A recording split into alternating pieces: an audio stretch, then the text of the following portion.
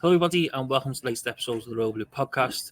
I'm your host, Conor O'Neill, joined today by Chris Beesley and Gavin Buckland to look back on Everton's 2-2 draw against Leicester City at the King Power. It was a game built by many Blue supporters as a do or die in the club's battle to avoid relegation to the Championship. But Bees was someone who was at the King Power on Monday night. The outcome leaves us no clear on where we go moving forward. Yeah, we said before the game, as much as we'd obviously like to see Everton return to winning ways, and they're going to have to, at some point, if they're going to stay up, that it was a must not lose rather than a must win. People have had their own opinions about that afterwards, after such a bright start from Everton, the fact they got their noses ahead early on. Was it a couple of points drop? But I think we've got to remember, given Everton's chronic away record and the fact that they were within a hair's breadth of being 3-1 down just before half time, as unfortunate and as unlucky as that might have been, that's how close it was. If Jordan Pickford hadn't held his nerve, and we can talk about that going forward, but and he standing his ground on that penalty rather than diving early and thinking that Madsen was going to go down the middle, could have easily been 3-1 down, and that probably would have been it. So to come back from that, I suppose we've got to take that going forward. But importantly, what it prevented was Leicester City going 4 points clear of Everton. They remain in touching distance for now. And to be fair, the performance was much more encouraging in certain respects after the capitulation against Newcastle United. Gav, when that full-time whistle blew on Monday night, what were your immediate thoughts? More positive than what they were on Thursday night. And that's taking up what Chris was saying there. I think the overarching sort of impression I've got is I'm more confident about staying up after the Leicester game than what I was after the Newcastle game, and that's a positive for me. But for two reasons: it was a must-not-lose game, as Chris said, but I took a lot of heart from the performance, and it was good to see from the start that the players were showing a lot more heart and desire than what they have done previously. For most of the last sort of 7 or 8 games under Dyche, and virtually all of the Frank Lampard time this season, and I think the players will get a lot of confidence from that for the rest of the campaign. I think, we'll talk about tactics and stuff probably later on, but I think we've said all season that James Garner should, I think he'd be an asset in midfield to make it far more balanced. I thought Calvert-Lewin looked sharp. I thought McNeil was excellent, and we had a penalty save for Pickford. And there were some negatives, of course, within that, but I certainly don't see it as 2 points lost. To see it as a point one with plenty of heart and desire. And if we show that for the rest of the season, we give ourselves a chance of staying up. Gav says there in terms of no heart and desire from the performance and stuff like that. The alternative view is that is almost a little bit too late. It's come a little bit too late, isn't it? And did we see on Monday night a kind of performance where you're thinking, where's that been? Where's that been for the last 6 or 7 weeks? Because if everyone would have played like that against the likes of Fulham and others, you expect they'd have picked up all 3 points. Yeah, but that's a big concern, because they're going to be pressure games going forward now, and you're thinking, can you depend upon this group of players to get Everton out of the mess? Because at the moment it remains tight, and it's going to be just as much as about that sort of mental side of the game as it is about pure ability, because there's a lot of teams who are struggling down there and aren't picking up a lot of points. We've got to be positive though, as Gav says. After that Newcastle game, I mean, everyone was really flat, rightly so. After that, it felt that was possibly where the balance tipped in terms of whether Everton going to stay up or not. But the results at least went their way over the weekend, that nobody pulled clear of them, and then to play the way they did, and they did, and they, I mean, Dyche said afterwards, I mean, he thought it was a real head scratcher, the fact that they did go in behind. I mean, like I said, it could have easily been 3-1, but the fact they were just losing anyway, 2-1 at the break, given how well they played in that first half and how well they'd started the game. I suppose on the one hand, they're probably not going to play a team who are struggling as much as Leicester again now, and they're running tougher tests ahead in that respect. But you did have that kick. I know anonymous the game through illness, but Dyche was getting the cavalry back now. It's another game for Calvert-Lewin, albeit from the penalty spot, but he's up and running now again from a scoring point of view, and hopefully that can play a big part in the running. Obviously, the one major headache from that game is that Seamus Coleman's injury, because I've been waiting on an update, but it's not looking good for Seamus for the rest of the season now. And the way that his leadership, but at least they're able to carry that on after Seamus went off injured. It's not like they capitulated again. In fact, they got stronger again, regrouped, and managed to get a share of the spoils. We are going to come on to Seamus Coleman, but Gav, just when you look back on the performance of the whole, do you think it's almost the case of we saw the good, the bad, and the ugly of Everton on Monday night, in the sense of there was really some good parts? Yeah. I'm sure Leicester will probably say the same for them as well. It was one of them rare games where both sets of fans went out to the match probably with this exact same set of emotions. Yeah. Really, and I'm saying that. 90 minutes. Yeah. It was proper car crash football, wasn't it? Really. Yeah, I think so. Yeah, I think good was at the start, wasn't it? I think we had they equalised against the run of play. It was a shocking goal to concede, but I think we'd had 8 of the first 9 shots. Was it something like that in the game? The bad was the bad enough that you could say was the defender for the first goal. We got away with one man Vardy at the bar, of Obi's pass, and that was the ugly, really, I suppose. And the bad was Seamus' injury. In the great scheme of things. And it was funny, wasn't it? For the first half that we'd largely dominated, we could have gone in 4-1 down. Couldn't we, really? Which would have been a catastrophe. Totally illogical.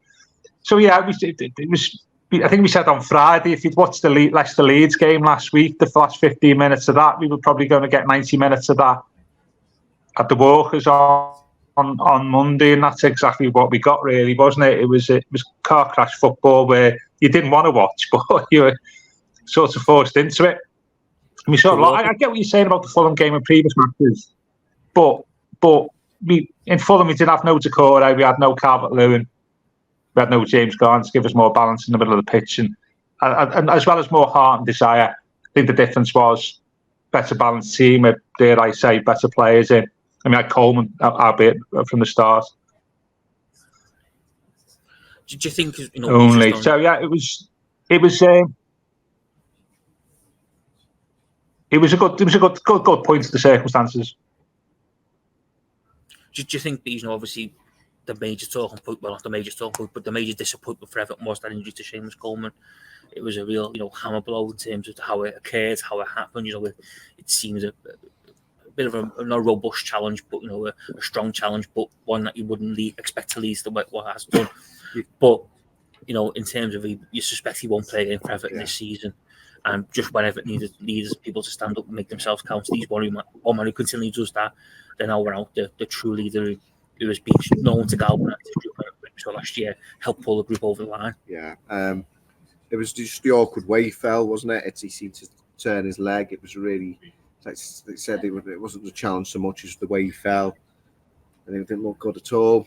Seamus does not want to go down easily, is he? So, you could see from the start he was in trouble and it didn't look good.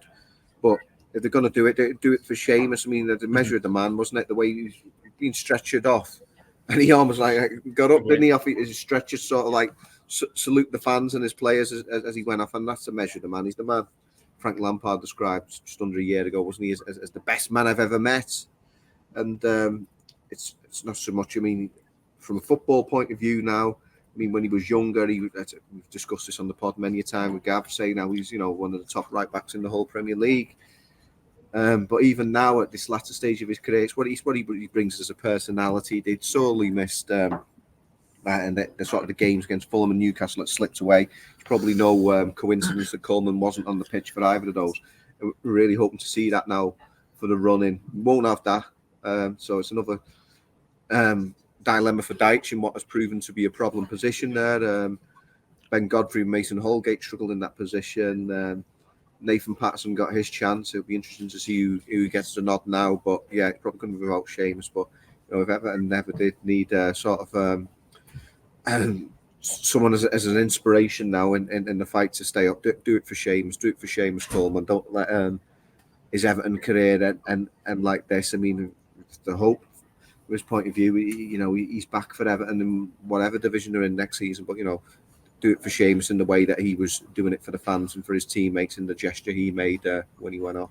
Gav, you spoke at length in recent weeks about how much Seamus Coleman's been missed and how much his return will be so big for Everton in terms of having that character and that leader. And I know Bees touched on it there, but it will leadership's lacking at the club. There he is on a stretcher, potentially having played maybe his last game for Everton. We don't know, given his contract situation, but yet he's still there, trying to cheer, rally the troops and get, and get into his bit. You know what I mean? And that's just the testament to the man, isn't it? He will be sorely missed in this run. I know he will still be around the place, but not having him on the pitch is a huge blow for Sean Dyche and Everton. Oh yeah. I dare I say off the pitch as well, at training and just generally travelling around. His presence, and he is the club captain. Yeah, it was. I think I may have put the muckers on him on Monday because I said before the game that we've seen his second with Lee and Osman on 352 Premier League appearances and only 2 behind Tim Howard's record. Thinking if he plays between now and all the games in the rest of the season, he'll beat it by the end of the season. But obviously, fate has other plans. Yeah, that is a measure of the man. And if you're going to have an epitaph, I think as an Everton player, and hopefully it isn't, it's going to be typical of Seamus. It's lying on a stretcher, like, with his arm in the air, defiantly, roaring the fans and the players on, and that was typical of the man when he was obviously in a lot of pain. The encouraging thing, though, was, and it'd be a slightly different game against Brighton and Man City, thought Patterson did well when he came on. To be fair, I know it was just, I mean, and let's face it, within this, I know we said we played well and with plenty of heart and desire. Leicester are a poor team, aren't they? Within this, there's a reason they're down the bottom of the table with us, isn't it? They're a poor team. And I see Patterson's performance in that context, but I thought it's sort enough on that to say that he can retain his place for the Brighton game. We seem to have lost Gav there a little bit, Bees, but in terms of Seamus Coleman and what Gav's saying there, this now presents Nathan Patterson with the opportunity, doesn't it, to take that right back claim, because we spoke on Friday night how it was quite baffling that he's been stuck on the bench for the last couple of weeks when Coleman's not been available, but Sean Dyche played 2 centre-backs there out of position. That spectacularly backfired on both occasions, or 3 occasions, you could argue. Now this is the chance for Nathan Patterson to show that he is and can be Everton's right back moving forward, because he is a young lad and he's got years ahead of him. Yeah, well, he started the season. I know Coleman was injured at the start of the season. He started the season under Frank Lampard, of course, as first choice right back, and did really well before picking up an injury playing for Scotland. And that's nothing. But remember, he's regular international, plays regularly for his country. So he's perhaps, not the green rookie that he's been painted sometimes by the manager. But to be fair, Sean Dyche himself actually made a point without prompt of mentioning how well he thought Nathan Patterson did on Monday night and coming in difficult circumstances in that game. So perhaps there's been a change in his thinking in that respect, or perhaps in the past where he wasn't sure whether he could trust him. Maybe there's been a change there at the King Power, and what he saw there, the fact that he unprompted, he made the point that he felt Patterson had done well. But yeah, and certainly, like we've already said, it's been a real problem position in recent weeks. Ben Godfrey, despite being wholly right-footed, is actually, to me, other than the United game, looks more convincing at left back than he does at right back. At a real couple of tough games there. Mason Holgate came in from the cold after not playing since August, and he didn't even last the 90 minutes at Crystal Palace, getting sent off for the 2 bookings. So yeah, you'd imagine that Patterson would take the shirt now. No guarantees, but maybe it's a sort of a change for him and an opportunity for this last month of the season. Gav, that was one area where there was change for Everton on Monday night, although enforced. But one area where there wasn't change, where many hoped there would be change, and that was the centre-back with Michael Keane, given the nod alongside James Karkowski. I know me and you both spoke quite passionately about Yerry Mina not getting a look in, and why we believe Yerry Mina should be given a look in.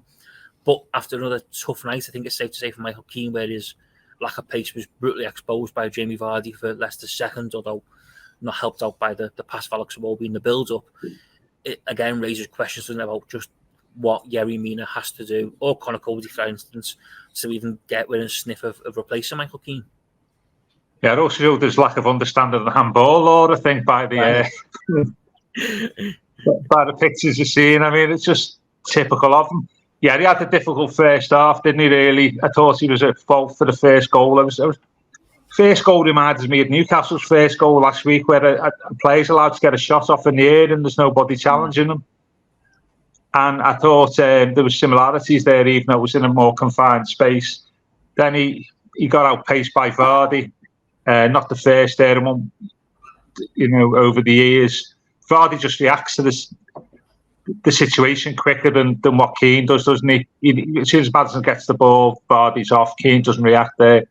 So that was just a failure to read the game rather than being outpaced. And then obviously we had the handball, which was quite clearly a handball. And he had a difficult evening. And yeah, I can only say what I've said before. What you said, Connor, and what I think the majority of Everton fans have said is Mina should be playing, or if not Mina, Cody. And I know there's lots of stats going on about how many goals we conceded Keane in the team compared to Cody, but he's a confidence player, Keane, and his confidence is shot, isn't it, really? And I'd play Mina. But for the simple reason that I've said this all along, if we do go down this season, I don't want it to be said that, why have we not played Yerry Mina? Mm. That to me is the reason why I play him. I'll at least play him because I'd rather not go down, have it where we go down and we've not played him. So, yeah, I'd look at Keane again for Brighton and bring Mina or even Cody in, to be honest with you, because the lad is obviously struggling, and you've known Keane when he's struggling, his confidence is just non-existent. Are we at the point, though, Bees, with Michael Keane, where it's almost beyond baffling that one of Cody and Mina hasn't been given an opportunity by Sean Dyche, given what we've seen over recent weeks, because so much was made about, Everton potentially being so much tighter under Sean Dyche, harder to beat, harder to break down, where this is a team that, conceded 2 the other night, conceded 3 against Fulham, conceded 4 against Newcastle, conceded 2 at Forest. This is a team that's been far from secure at the back. I know Sean Dyche was quite quick after the Newcastle game to pinpoint the forward line as well. If they do their bit, we're not relying on as much, but a lot of individual defensive errors have been made in the build-up to them goals. Yeah. Are we at the point now where it's just beyond baffling that a change hasn't been made to centre-back and Sean Dyche seems prepared to just stand by Michael Keane no matter what? Well, as much as you might not agree with it, you can actually see where the manager's coming from, and that obviously Conor Cody did have a chance at the start. He was the incumbent centre-half alongside Tarkowski when they started, and obviously then he took him out for Keane. And then I guess with the Yerry Mina one, which he's been asked about, I mean, he's not gone and outright said, I'm not playing him because his contract's up at the end of the season, and I'm not convinced that he'll put his body on the line for Everton Football Club. But that's something Michael Ball has alluded to. He can say that, whereas the manager probably can't be as blunt as that. You suspect Mina isn't playing because, even though amazingly, this has probably been Yerry Mina's longest run of availability. He's actually been on the bench, I think, as an unused substitute for all of Dyche's games in charge. He's an ever present on the bench, maybe because he can't get on to get himself injured. Because he's not playing, he can't get himself injured. So he's always actually been available for Dyche, but has never been picked. So you suspect that is the reason why he's not playing. His contract's up. Dyche has very sort of strong physical demands of his players, and maybe he just, Michael Ball said, if there's a 50-50 out there that he has to stretch for, he's going to have to pass a medical for somebody this summer. Is he going to, despite what he says, obviously start fanning the street when he was confronted, is he going to put his body on the line for Everton Football Club at this stage? Because the fact that he's missed, over 100 games that he hasn't featured in since he came to the club in the Premier League. Not that he hasn't wanted to, but he's been unable to sort of commit himself physically in the past. Maybe Conor Cody will come back in, especially with Seamus Coleman out now, and it's another one. We've got Michael Ball's column coming up, and he speaks about that with the leadership aspect, taking Seamus out of the team. It might be an opportune moment to bring Conor Cody back. Obviously, you won't be able to play in the penultimate game at Wolves because they're his parent club, but you've got 2 fixtures there, Brighton and Manchester City before that, so maybe it will be one he's look at. So, like I said, we might not agree with these decisions, but you can actually see where the manager's coming from. But yeah, it's been a tough time for Michael Keane, and as Gav says, he's one of those players when things aren't going his way, he's maybe not as sort of won't as naturally shrug that off as perhaps others might do. So yeah, it's a real big call ahead of the trip to Brighton. Well, please make some valid points there, Gav. For me, when it comes to Yerry Mina, surely it's a case of if he's available. And okay, his future may not lie at Everton, but given he's, a lot of money and not play very much in his time with the club so far, that they should look to squeeze every last ounce that they possibly can out of him between now and the end of the season, especially if it could be crucial in terms of preserving the Premier League status. The whole thing of thinking ahead, for me, just seems a little bit, incredibly naive, given that, they shouldn't be looking past the next game on Monday night, let alone, to next season. It should just be on the now and hours, get your best players on the pitch and try and get yourself over the line. Yeah, you get the impression that if Keane hadn't played for Burnley under Dyche, would he be getting the game? Would probably be another point you did make. And also, obviously, that's also enhanced by the fact that Tarkowski also played at Burnley with him.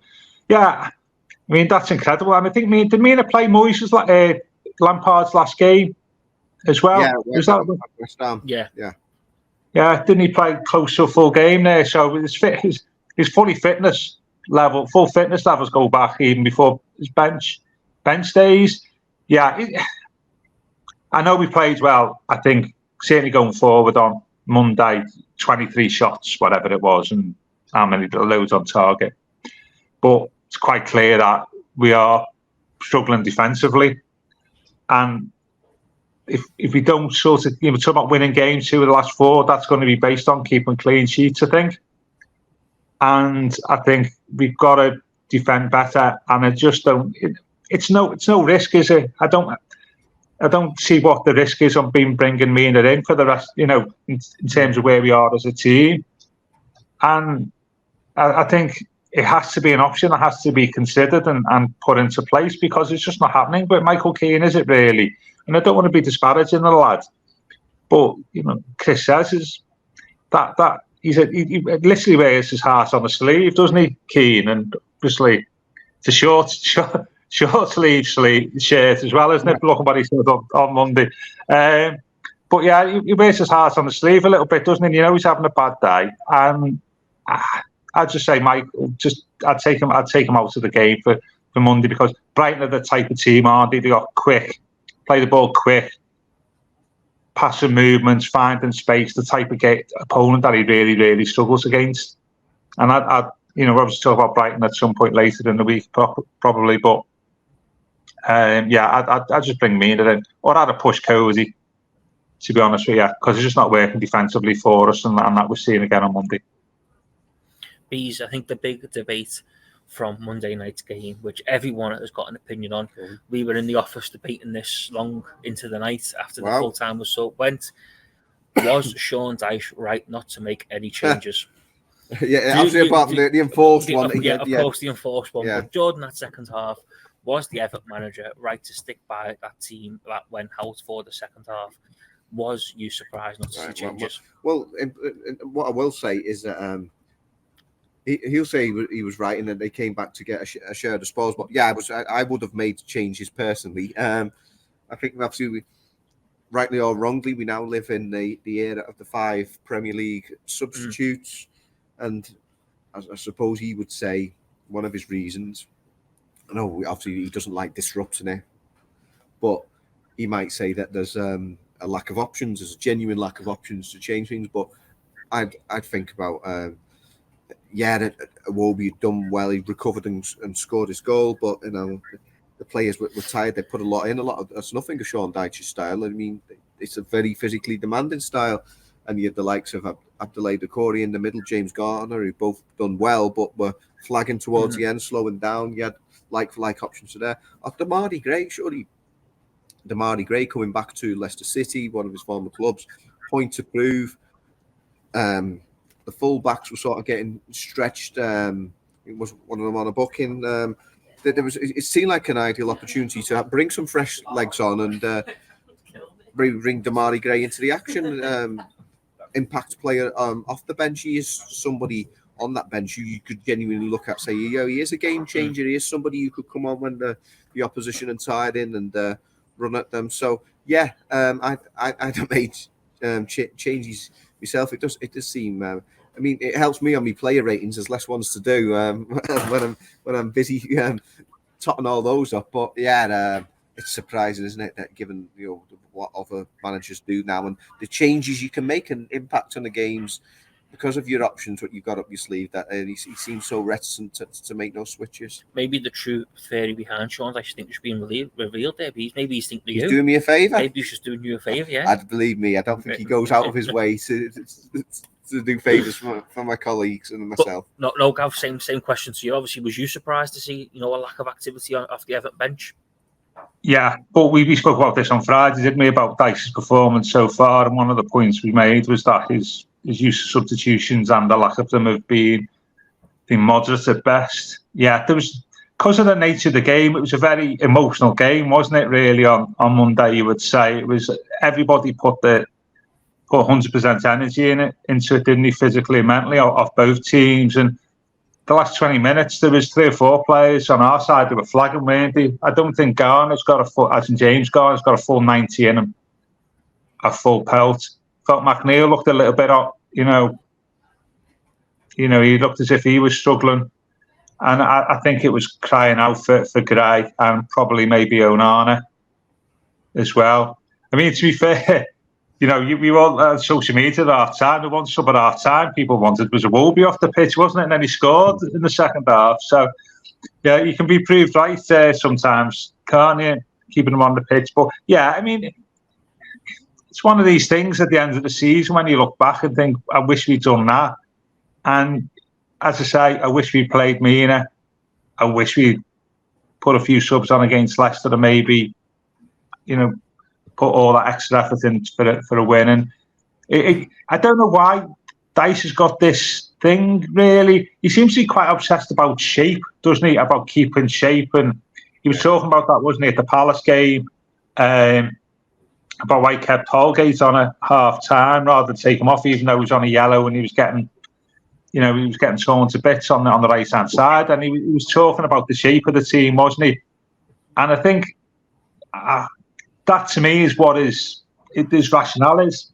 He likes the 11 that start to stay on the pitch because they've all got a game plan and keep the shape that he wants in that match. And which he spoke about tactically in the past. He seems unwillingly to change the shape, unless forced because we've been rubbish like against Fulham, unwilling to change the shape of the team in game. But sometimes you got to, because a couple of players were fatigued there badly on Monday and it could have cost us. He's always now at the point with Demarai Gray because he seems to be the big talking point from the substitutes that Dyche didn't roll the dice and bring on, the forward-thinking, attacking-minded Demarai Gray, who is probably the only player in the Everton team who has the ability to do something else and nothing like we saw at Man City where the Etihad. Is it just a case now that we're seeing brutally that Sean Dyche just doesn't fancy him? And that's why he's not getting a look in, because there's no other reason really, is there, to suggest why he wouldn't turn to him. He doesn't seem to fancy him, certainly a wide, given if for a time he did it, in difficult circumstances, a quite effective job as a false number 9, and he liked him in that role. But yeah, given that the demands that he wants with his wingers tracking pattern, putting a real shift in, and as Gav mentioned there, Dwight McNeil flagging towards the end, he put a real shift in. He not just shooting on sight, but driving from deep. And whatever you think about him, he really puts in the effort for the team. But yeah, at the moment, as a winger, he's not going to be sort of given that sort of indulge. Maybe sounds a bit harsh, but I suppose he's not. He's sort of a player of magic moments often. But I can understand why he's not starting with him, but I certainly think that there's a role for him coming off the bench, and again in those circumstances, going to your former club and where legs are tired. And surprised you didn't give him 10, 15, 20 minutes at the end. But I certainly think for starting, he probably doesn't trust him as much as he does with Alex Iwobi, who's moved back out wide, because he knows with Iwobi, for whatever his faults, he's going to put a real sort of shift. He's going to do a lot of running for you, backwards as well as forwards, so maybe not so much sideways. I thought you were going sideways after Monday night. I think that's one area that he can strictly stay off limits.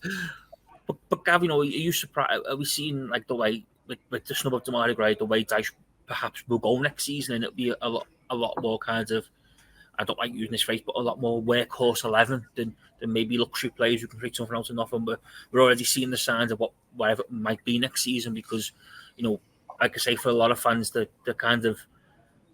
continued snub of Damari Gray is one that baffles. And for me, it's now kind of on par with, you said about the question of Yerry Mina not playing. But it's almost like the question of, like, why doesn't he turn to Damari Gray?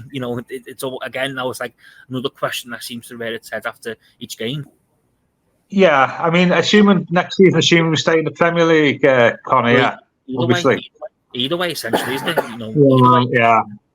Yeah, I know what you're saying. It's like his Burnley side, isn't it? Really, it's Chris is right, isn't it? It's like he doesn't trust him out wide, does he? Which I get. You get that, and you want somebody to work hard in Dyche's system. He has trusted him when he's had to play him up front, hasn't he? Really, because he's picked him 3 or 4 times at least up front. But that's really irrelevant to this conversation. As they're coming on as a sub with 10 minutes left, when the whole shape of the game's gone. It's so open. It was a basketball match, wasn't it?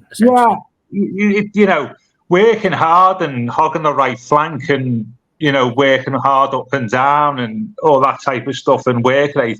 So it's gone through the window. I mean, to be fair, that gone through the window after about a minute, hadn't it? It wasn't that type of game.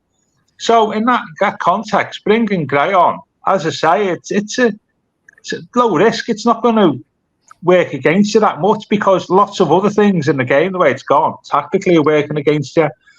And he does possess the threat. And as you said quite rightly when you spoke about his introduction, he's the one player we've got.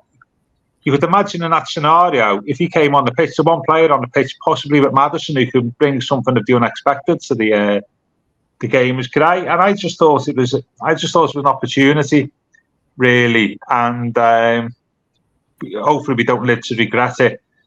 But he has to think a little bit more about these substitutions. He's too much obsessed with shape for me.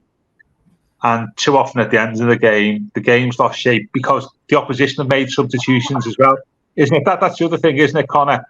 Is if the opposition brings subs on, their shape changes. How they started the game has probably changed. So you need to react. And he doesn't seem to do that either. And that's where we've also found problems. So it was strange, and I hope we don't live to regret it. Do you think, Gav, just sticking with you there, because I know we spoke about this on Friday, but Sean Dyche, I don't think is not completely blameless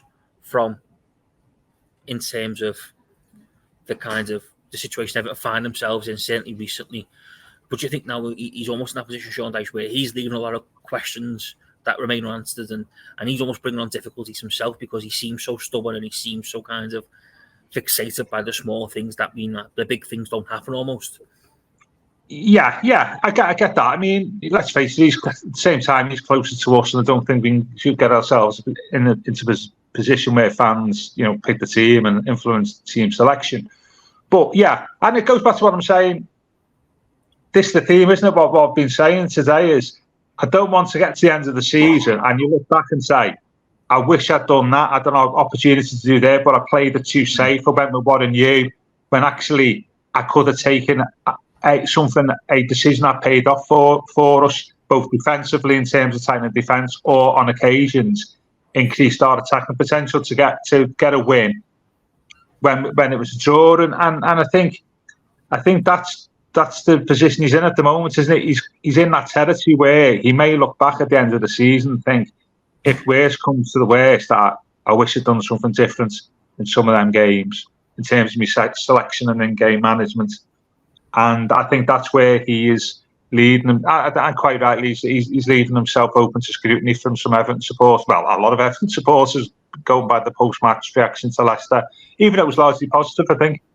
To be fair, there's that nagging thing in the back of your mind. We could have got a little bit extra there if he'd taken the risk. I think Bobby's one big positive from Monday night was Dominic Calvert-Lewin back on the score sheet, although a penalty. It was still a big moment for the forwards, and you get the feeling he's going to be absolutely crucial, isn't he, in these next 4 games, because if Everton are to find a way to win and get themselves over the line, you suspect he's going to be at the forefront of it.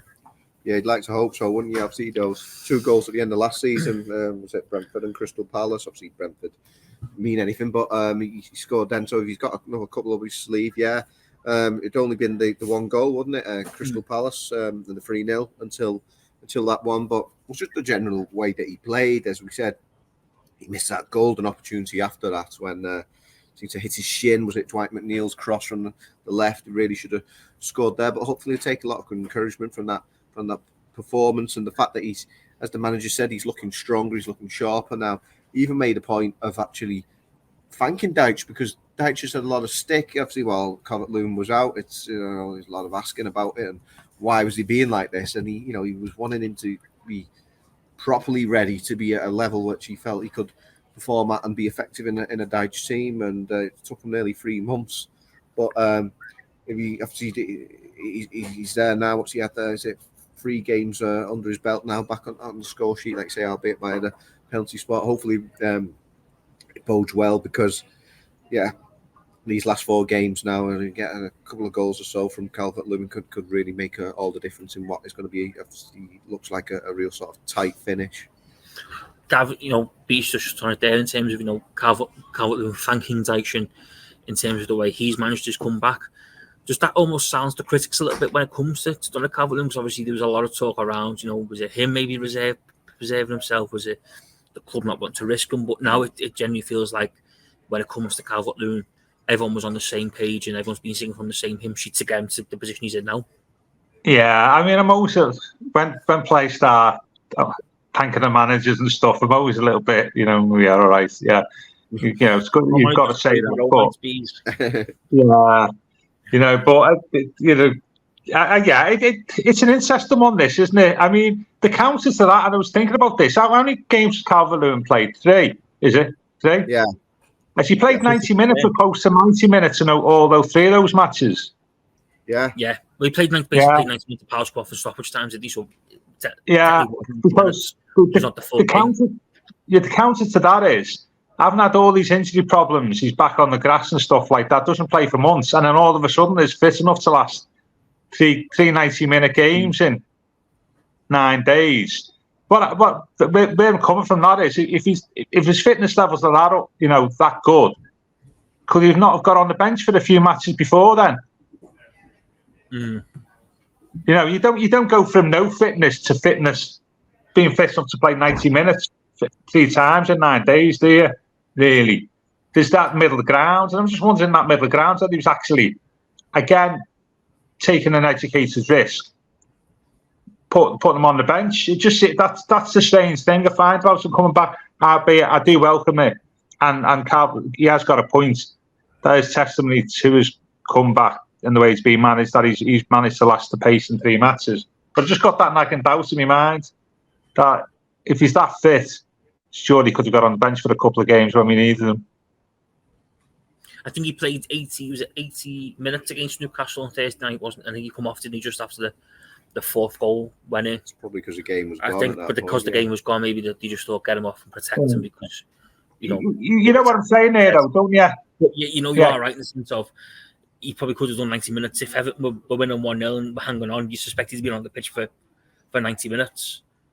And I just think there's a bit strange.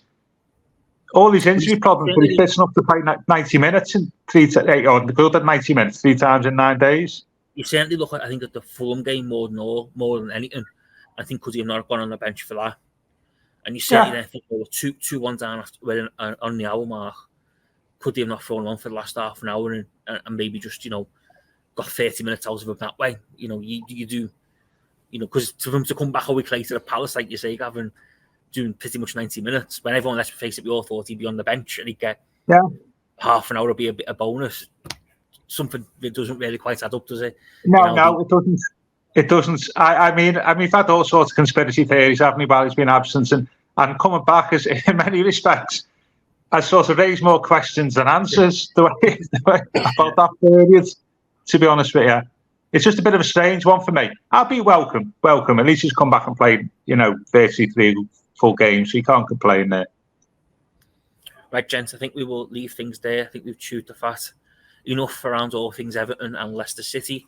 But of course, we'll be back on Friday afternoon to look ahead to Everton's Monday visit to Brighton and the Amex as the Blues go in search of a second 3 points on the road this season. and also look ahead at the bigger relegation picture as a huge weekend of fixtures awaits the clubs at the bottom, fighting to avoid the drop. But for today, thank you very much for listening to the Royal Blue podcast.